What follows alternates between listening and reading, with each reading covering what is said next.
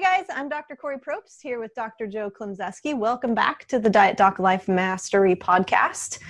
So yesterday, Joe, we were talking about getting the most out of our cardio. High intensity, low intensity, what's best, why, how, what are our goals.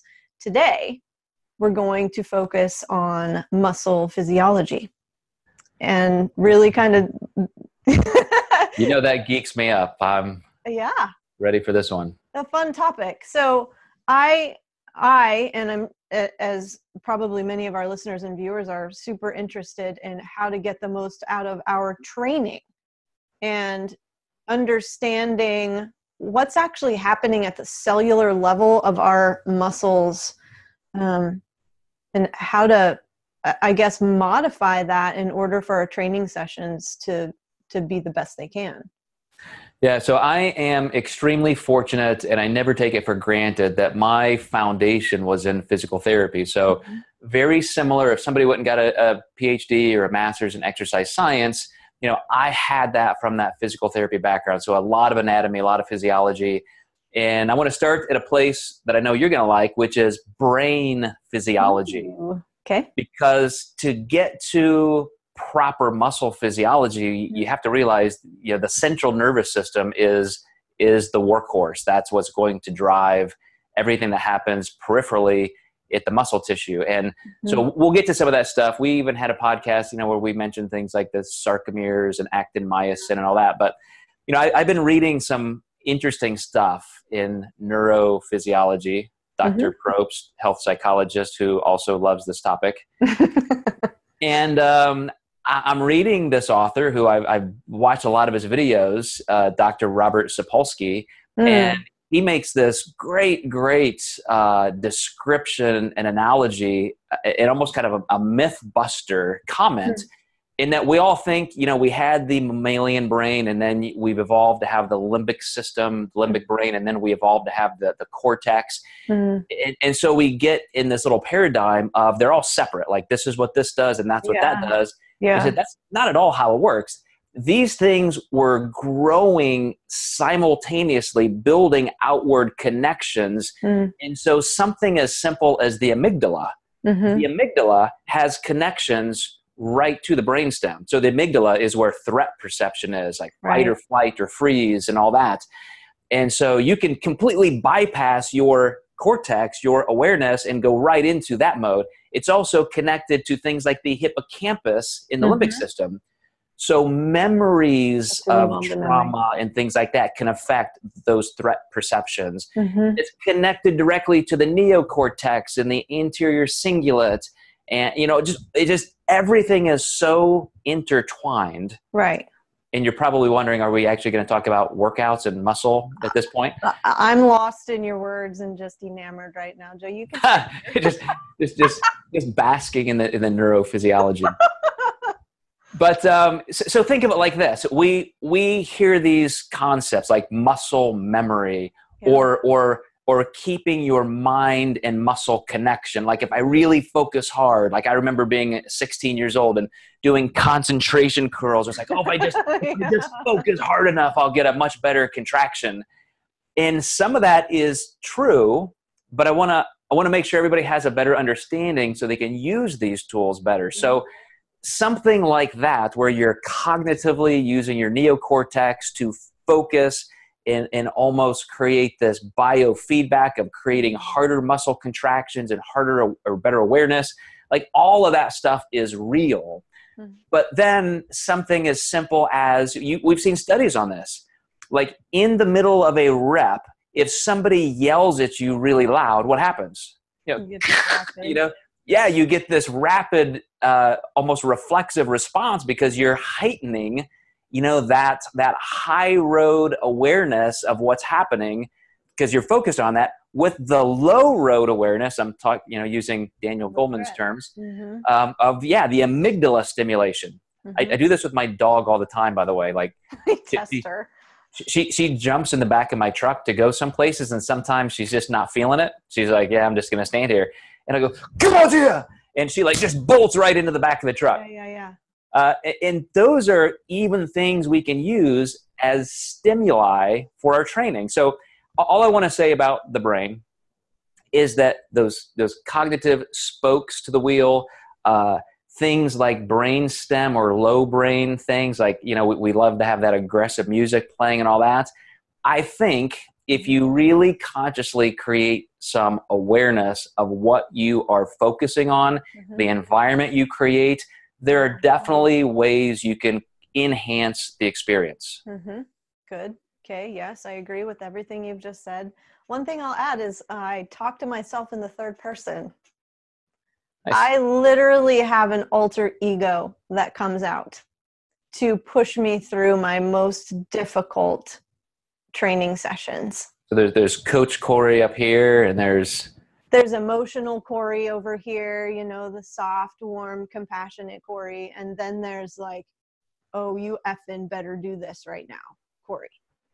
Yes. Yeah. And so that's an interesting thing, because now you're creating this sense of agency, which our brain loves to do. We love to hold ourselves accountable to these standards that we create. And you're creating this drill sergeant for extra accountability. Like, that's just freaking brilliant. But let's dive into, I just really wanted to kind of bring that up to make people aware of what's there. And I think this is a place we can talk a lot in the future. Okay. But let's talk about energy systems, because how we use our brains to channel that focus and that energy has to create literal energy usage in our muscle tissue. So just like we talked about cardio, low intensity, high intensity, moderate intensity, fed state, fasted state, training has different goals. And some people are going to prioritize strength or hypertrophy or athleticism. And so I think if everybody would spend a little time learning about the 2 or 3, it used to be 3, now they're kind of merging it into 2 energy systems, the anaerobic, which is where you're using ATP in the muscle tissue. Everybody in physiology classes talks about, you got that set of 10 reps, 8 to 12 reps. You can't physically do another rep. And so you basically use all of the ATP. The available motor units in that muscle tissue can no longer contract. And so you're done. You can no longer lift that way. Same thing in a cardio type movement. If you're doing a 100-meter sprint, you could not keep up that pace for 150 meters or 200 meters. You're using the ATP. That's all your body has, and you're done. But Go ahead, Kori. There's been interesting research around this, Joe, that it is showing just how, like, the brain as a regulation system, because how often have you seen, say we're looking at sprinters, or we're looking at a long distance, maybe ultra endurance race, where you start out fast and then you pace and then you speed up at the very end. And no one is dead at the very end. That's exactly how I always do my runs. Yeah. But the brain regulates us because it doesn't want us to overheat. It doesn't want us to get too tired and, use too much energy. But my point is, like, we are rarely do we completely fail.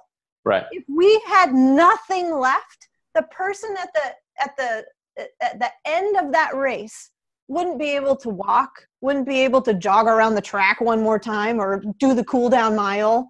And that is the value of why I started with the will or the mind, whatever you want to call your consciousness, because you're right. I mean, when you do fail, but then you have a trainer or a workout partner and you get those extra 3 or 4 or 10 reps. Yes. And we all know what that's like. We're like, wow, if I wouldn't have had you here, I would have stopped at 12, and here I got 25. We surprise ourselves. Absolutely. That is a serious pain threshold modulation that we can tap into.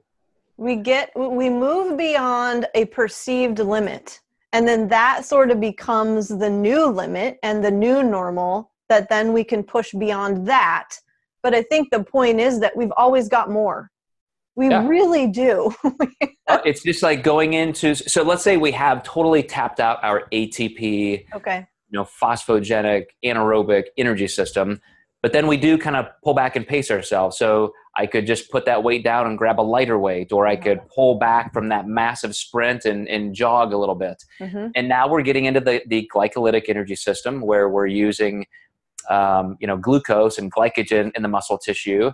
And that's typically a 1 to 3 minute kind of energy use, still at a pretty aggressive pace, because once you get to that 2 or 3 minutes, you've used all that muscle glucose available, blood glucose, muscle glycogen, there's nothing left to give. So then you would have to pull back even further to get into the aerobic or oxygen debt energy system. And my point in bringing all this up, Kori, is if we really want to maximize our training, you have to decide at what level you're training and why, and then really stick to it. I mean, say for this set or this exercise or this workout, this is my goal. This is how I'm going to train. Because if you try and get the best of all worlds every time, you really end up getting the best of none. I agree. So I think it's really imperative for our training to have some days that are purely strength. You got to have that rest between sets. You got to work on the nervous system's ability to recruit motor units and muscle fiber.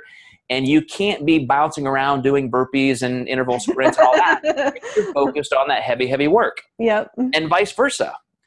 And so you just really have to focus on one thing per workout, per phase, have that entire training design mapped out. And then every time you're in the gym under a bar doing something, you've got one single purpose. Well, so Joe, can you just spend a couple minutes talking about the type of structure that would be best if we say we want to maximize strength and we want to maximize hypertrophy, and we don't want to just do like a 6-month phase of strength work only? What would be the best way to structure that? This is like the ultimate Rubik's Cube for people like me, because I'm past my 30th year of just loving training design work. I'm constantly creating new designs, new systems, giving them to clients to try. I try things. I just finished a 16-week block where I'm trying to include more volume. Everybody out there, Dr. Zordos, Helms, everybody is saying more, train each body part 2 or 3 times, squat, 50 times a week. That's an exaggeration. So I'm like, okay, I'm gonna really give this a shot. So that means I have to manipulate these variables. This is the third thing I want to talk about. Training load, training volume, training intensity, training duration, all of that kind of stuff matters. And so you have to be very precise, learn how to adapt if you need that extra day off. But if you're going to try and get the best of all worlds, which I'm always after, again, you got to know how to schedule that. So for me, Kori, I have this 2-week block. Week 1 and week 2 are different. I'm currently training 6 days a week in that 2-week block. So that's a lot of volume, which means duration and frequency can't be too much. Gotta have some spacing in there. So I am squatting every week. I am deadlifting every week, but one is kind of a lighter day with some intensity work, some supersetting, and one is a pure strength day. So you would see in this 2-week block, I have pure dedicated strength days. But I also have then, using some of those same movements, some intensity cycled in, some supersetting, giant setting. And that's where I'm trying to keep the intensity down and get some work done. But then I also have a functional day that I use as kind of a floating thing where I know I just need to recover, really don't want to be working on deep muscle work, but I still want to move and be active. So I have kind of some functional Tabata-like circuits in there. And I have to say, I'm spreading myself thin. I'm pushing. Even after designing this, I've had to cycle back on some of the amounts of sets. Some workouts where I had these blocks of exercises to do, sometimes I'll skip an entire block because it's just too much. But again, I'm working through how to regulate duration, frequency, intensity, and load with my goals, which is maximum strength, maximum hypertrophy, maximum athletic. Like I want everything, right? I want maximum everything. Well, yeah, I think all of us do. And the challenge is to learn how to listen to our bodies. Like we can follow a structured protocol. Anyone can, it's just like a diet, but that it doesn't mean that that's really going to work optimally for us with our schedules and our fitness levels and our sleep and our hydration. And that volume and intensity is really important to pay attention to. And to your point exactly, there are times when I would not be doing this. If I wanted pure strength, I have one client right now who just finished a pretty high volume schedule like this. So we're going down to 3 days a week. It's just going to be some basic, almost powerlifting type protocols. Then after a block of that, we'll go up to 4 days, up to 5 days. We'll include that. And then, depends on the client's goals, our goals, and then just knowing how to manipulate all of those variables together. Cool. Okay. So thanks for letting me play with this topic. Go ahead. No, this is fun. Top 3 things to consider. Well, first of all, remember that neural integration, all of those ways that you can make sure that you're focused on not just that individual rep, but every single set, your entire design, your environment, those energy systems. Are you getting too far away from strength and power into reps for hypertrophy when that's not the goal for that set or that workout?